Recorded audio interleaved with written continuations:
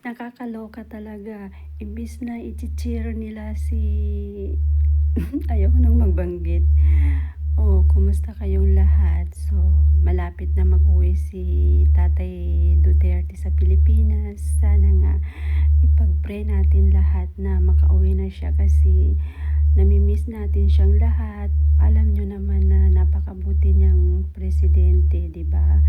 So, sana sa susunod na presidente is katulad ni Tatay Duterte na lahat ng mga adik, lahat ng magnanakaw, mawala na para hindi na tayo maghihirap sa Pilipinas, 'di ba?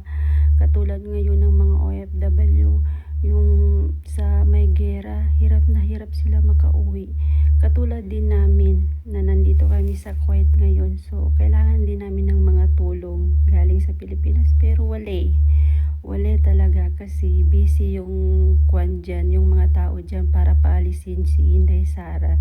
So, busy rin ng gera dito, busy rin yung Pilipinas na paalis si Inday Sara, nakakaloka. So, ganun na lang guys ha, mag-update na lang tayo sa susunod. Bye! Ingat kayong lahat. Ingat din ako dito sa Kuwait. Bye-bye! See you sa video.